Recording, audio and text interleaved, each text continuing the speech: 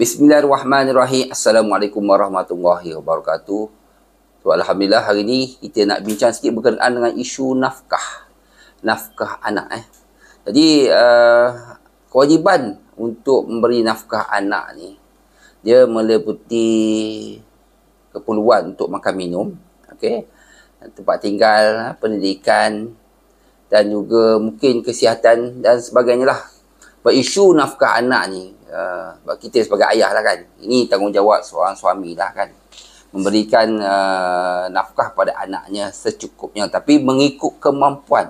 Tengah keluarga, okey, dia tak sama lah permajaan dengan keluarga yang lain. Kita tak boleh compare dengan keluarga yang lain. Sebab permajaan, makan minum dan keperluan dalam rumah tangga ni kita yang tentukan, bukan orang lain. Sebab ada orang dia hantar anak sekolah ke sekolah swasta. Okey, mahal, 400-500 sebulan. Dan ada orang hantar di sekolah biasa kerajaan. Okey, ada setengah parent dia bagi belanja satu hari RM20. Ada parent bagi RM5. Dan ada yang bagi lebih daripada itu.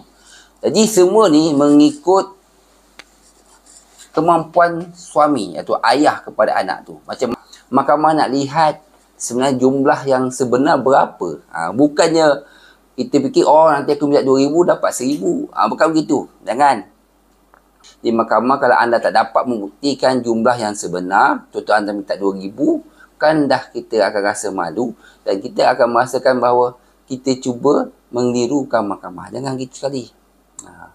Dan juga saya percaya, okey, ayah-ayah di luar sana, orang lelaki sana, kalau minta jumlah yang betul, saya percaya kes ini selesai dengan cara baik. Mudah saja.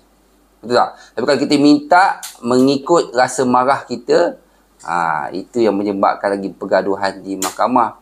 Jumlah yang dipohon tidak kena sama sekali dan tidak munasabah sehingga membebankan ayah kepada anak-anak. Tujuan untuk apa? Untuk menyakiti. Sakit hati ni, dendam ni, aku akan buat sampai kau tak ada duit langsung. Itu yang kita lihat kadang-kadang tu, gaji suami RM5,000. Nafkah anak hampir-hampir kepada gaji basic suami. Jangan gitu sekali. Isu ayah tak bagi nafkah ni menjadi sejak menjak ni. Puncanya sebabkan ada tanggungan lain. Okay. Suami dah berkahwin lain, itu ayah sudah berkahwin lain, tanggungan hutang, loan, kereta, motor, rumah, bil api, air, esok, belum lagi hutang-hutang dengan ceti, hutang dengan kawan. Jadi menyebabkan tanggungjawab nafkah ni selalu diabaikan. Kita sebagai ayah, suami kan, kalau kita gagal melaksanakan tanggungjawab bagi nafkah ni berdosa. Ingat, di dunia juga kena ada tanggungjawab ni. Di akhirat kalau anda tak laksanakan tanggungjawab ni, kira hutang ni. Jangan bila dipanggil mahkamah kita bagi berbagai alasan. Contohnya tak dapat tengok anak sebab tu saya tak nak bagi nafkah anak lagi. Saya punya hutang yang banyak. Saya tak mampu lagi nak menyediakan nafkah anak. Janganlah alasan-alasan tu menyebabkan anda gagal memberi nafkah.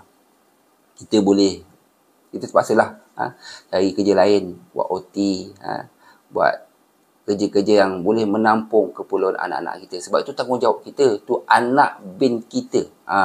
Kalau bukan bin anda tak ada tanggungjawab pun, tak perlu pun. Dia menjadi tanggungjawab sehingga anak tu dewasa. 18 tahun. Dan sekiranya anak tu masih lagi belajar, kena tanggung lagi. Jadi, fikir-fikirkanlah. Saya bagi tahu sini, nafkah anak tolong. Sebagai ayah, jalankan tanggungjawab anda. Mengikut kemampuan anda. Jangan teruk sangat. Jangan tak bagi langsung. Kalau mahkamah tetapkan 500 orang, anda bayar setiap bulan RM500. Kalau tetapkan RM1,000, anda bayar untuk nafkah anak setiap bulan. Okay? Setiap bulan, kalau boleh buat potongan gaji. Terus, tak payah fikir-fikir lagi lah. Jadi, insyaAllah, anda akan dapat rezeki yang lain. Bagi nafkah anak ni, kita mungkin dapat rezeki yang lain, kenakan pangkat, dapat kesihatan yang baik, mungkin dapat lagi apa, rezeki-rezeki yang mungkin tak nampak. Bagi saya, pahala. Pahala untuk anak-anak anda. Percaya anak-anak anda nanti, tanggungjawab anda ni rayah kan, bagus, so anak-anak akan ingat sampai bila-bila, sampai kita tua nanti. Semoga ada manfaat pada anda semua. Jangan lupa bayar nafkah kepada anak-anak anda. InsyaAllah anda akan dapat rezeki yang lebih baik. Assalamualaikum warahmatullahi wabarakatuh.